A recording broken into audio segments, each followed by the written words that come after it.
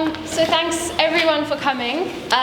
This is an event put together by this year's trainee curator program, by the curators on the program.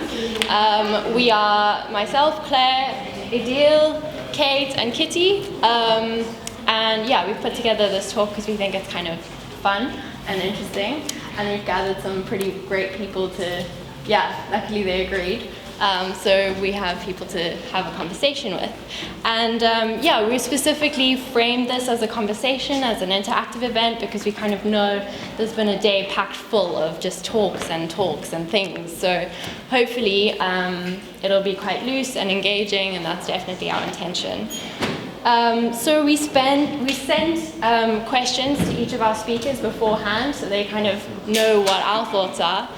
Or our questions are at least, and they've each been asked to speak for about 10 minutes or under, so hopefully it's not going to be too long. And we've also given various people dotted little prompts so that you have some kind of launching point if you want to contribute, or if you have your own questions, that's wonderful too.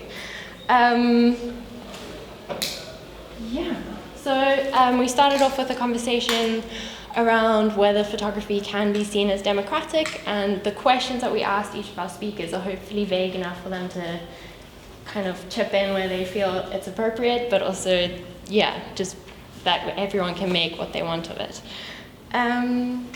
Cool. And with that, we ask, is photography democratic? And hopefully we'll find out. Or not. So, yeah. Thank you. So I will start introducing each speakers before reading out their questions. So I'm going to start with Cinzia. Yeah. Cinzia D'Ambrossi is an award-winning photojournalist and documentary photographer. Her work focuses on structural violence and its impact on individuals and communities. She has covered complex long-term investigations, including the workers' exploitation in illegal coal mines in China and hidden homelessness in the UK.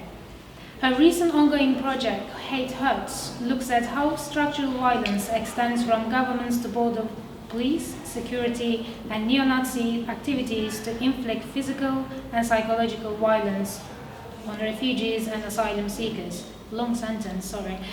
She provides visual and written content to a number of editorials and often works in collaboration with NGOs, charities, and institutions.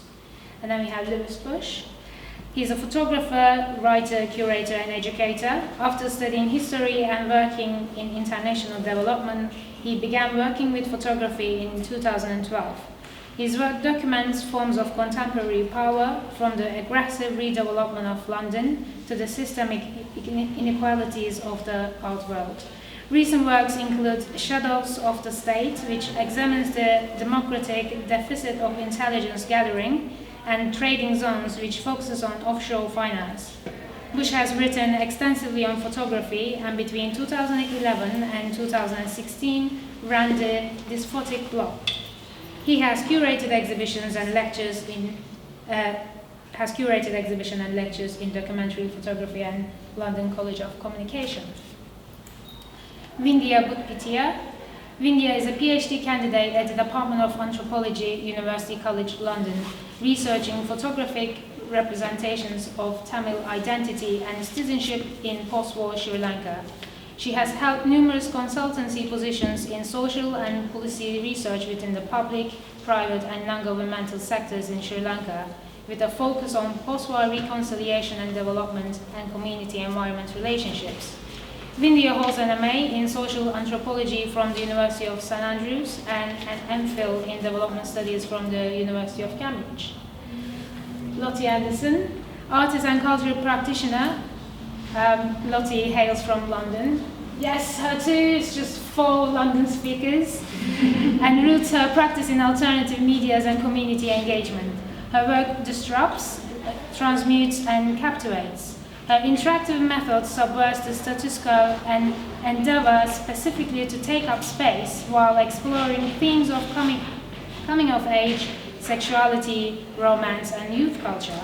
Her work has been featured in numerous magazines and online platforms, and she has amassed an impressive social media following, with many looking to her as the instigator of events and experiences where art becomes relational and about bringing a community together. So I will start my question with Cinzia. Thank you so much for coming today. As a photojournalist working today, we can only imagine how many various complexities you must encounter daily. We were really interested to hear about your approach to the medium as someone working in the field and as someone who thinks critically about what it all means. And with that, our question is, as a photojournalist and advocate for human rights, how do you navigate the changing territories of journalism and photography today? Well, first of all, I would like to say thank you to everyone for being here. That's amazing to see, and I hope that we can have a conversation rather than just me sharing. When I received the question, I thought a way to actually explain the changes, and one possible way I thought, and that's what I'm hoping to do, is to bring up some comparisons from my earliest work to today's. Because my practice is very much about bringing forth impact through my work and social change, but that hasn't changed. But the means and the ways that is done is completely, in a way, kind of different from how I began 10 years ago. 10 years ago, I worked on an investigation on illegal coal mining, and I was looking at the exploitation of workers and coal miners. And again, I wanted to bring forth their plight. I wanted to bring forth the fact that there were 27 coal miners dying every day, so that's quite a horrific figure. And I wanted to do all this. And today, I'm working on a Haters project, which is like 3 years long already, and I'm looking at structural violence against refugees and asylum seekers. And again, we are looking at trying to bring forth this, to bring forth the plight of refugees and the violence that is inflicted to them, whether psychological, physical, and so forth. So, 10 years ago, the way I was working was through a simple distribution. So I was mainly to do with going to editorials or having an agent, or seeking for, through the editorial, a representation in an agency. So the channels were quite limited, although I was also still seeking for, collaborations with NGOs, and that was done a little bit more deep, not so straightforwardly as it would, I think it would be today, mostly because you have to be really well known in the field to have that approach and to be invited to be part of their network or their collaboration. Today the distribution is really massively changed. In a way, when I started the Haters project until now, to be really honest, I haven't even sought so much the editorial. Just like probably it's the last thing I would look for. I'm looking for a way to share this work in a massive way, in a way that it has an impact, and it has. And I think the possibilities are a lot bigger, because. And that's where I think one of the biggest change is that we as photographers have become, our role has changed. We are not anymore just photographers. In a way, we are the agents. We are the agency, we are doing that role.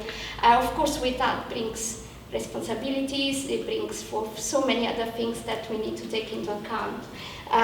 But ultimately, I think that it provides some opportunities to have a bigger advocacy. I think that it's so strong to have that kind of opportunity to bring forth so many different platforms.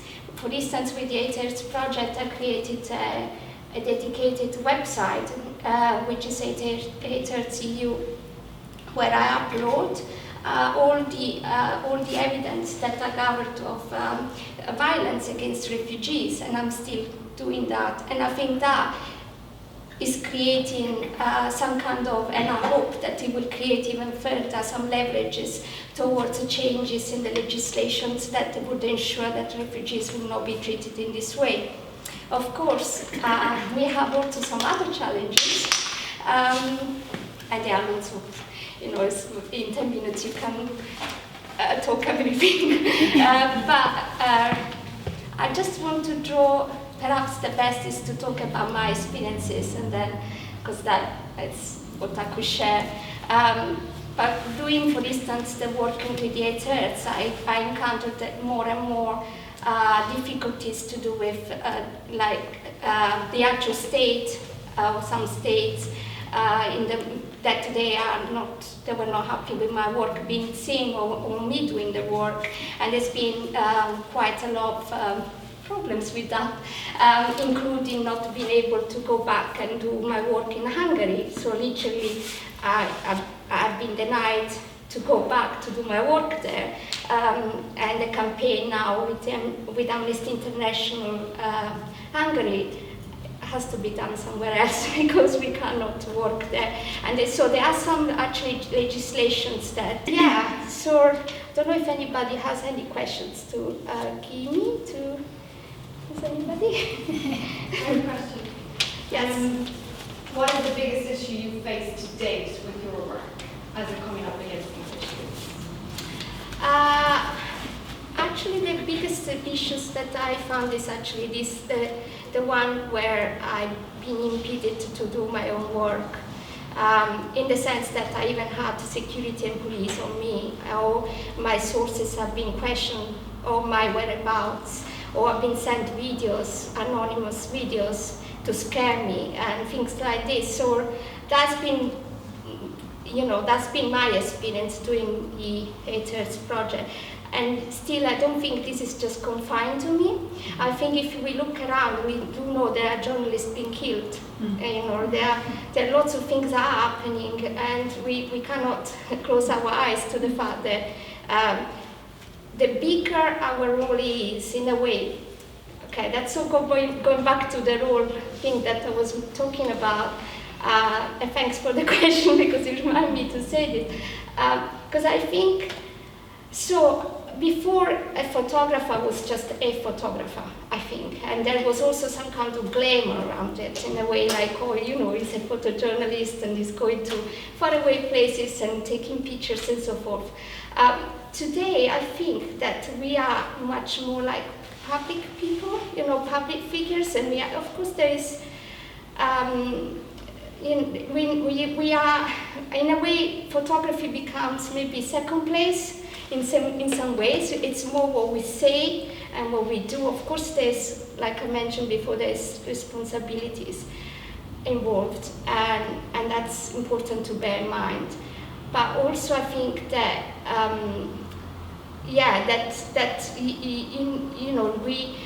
we need to make sure that we take responsibility of what we say and what we do. Of course, with the Curators project, for instance, or any other projects, we need to make sure that we respect the people that we're taking pictures of, in a way that, how we, so when we share images, going back to the images shared, when we share images, we know that they're going to different platforms.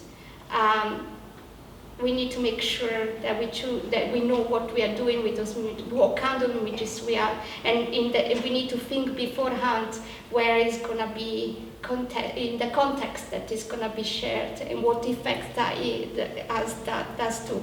That's one thing. And of course, because we are taking away the agency model, we are taking that role, so we need to think of copyright, and so we need to think of what we are the publishing tool, in a way. I don't know if I answered your question. Yeah, maybe we can move into, thank you. Yeah. Thank you for your